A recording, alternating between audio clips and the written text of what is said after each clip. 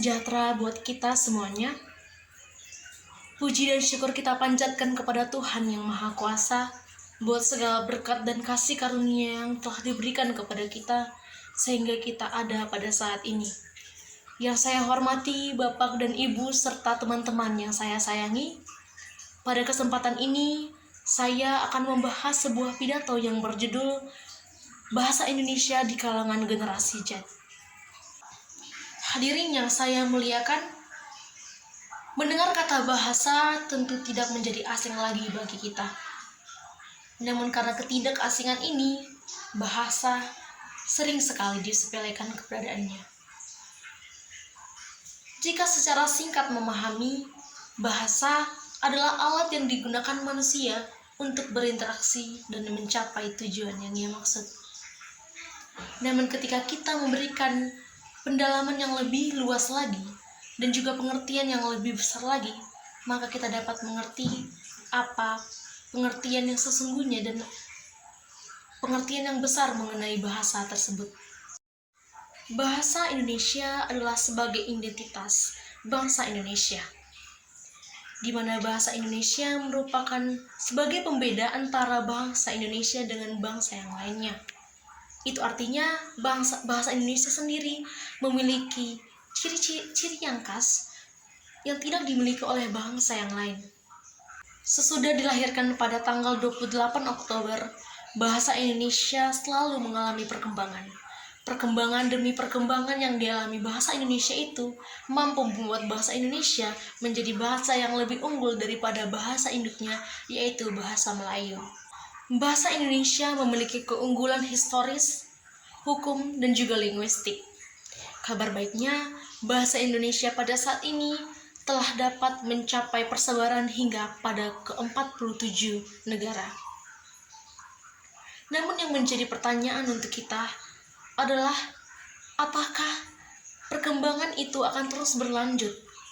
Mengingat perkembangan teknologi yang pada saat ini dapat membuat merosotnya kedudukan bahasa Indonesia itu.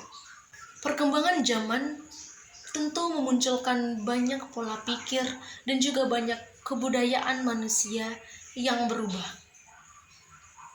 Hal ini tentu berdampak pada kedudukan bahasa Indonesia itu sendiri, bahkan dapat mengancam keberadaan bahasa Indonesia yang fungsinya sebagai identitas bangsa Indonesia.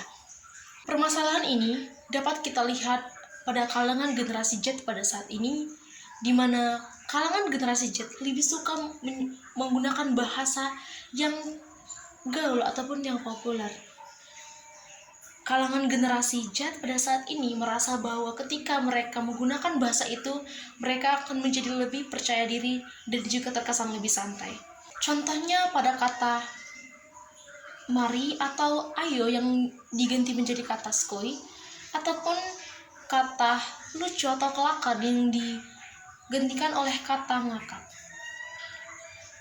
Keadaan ini tentu dapat merusak juga menggeser kedudukan bahasa Indonesia itu sendiri.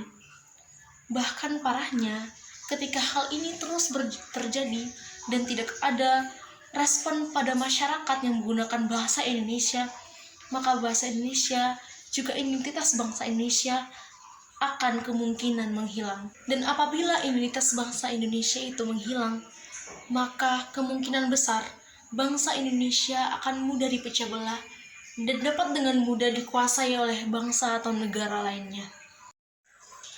Untuk itu, sebagai generasi penerus mimpi bangsa, kita sudah seharusnya menjaga dan mencintai kedudukan bahasa Indonesia itu dengan menggunakan bahasa yang baik dalam kehidupan kita sehari-hari. Mencintai bahasa dan juga mempelajari bahasa itu dengan memperkaya kosakata bahasa Indonesia.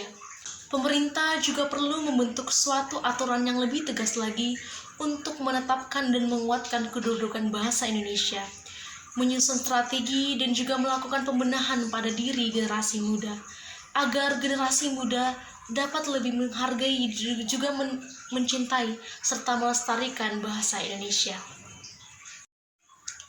Demikian pidato singkat saya mengenai kedudukan bahasa Indonesia di kalangan generasi Z. Maka daripada itu, Saya meminta maaf apabila terjadi kesalahan baik pada kata juga pada makna yang saya buat dalam pembahasan pidato saya. Saya ucapkan terima kasih dan juga salam sejahtera buat kita semuanya.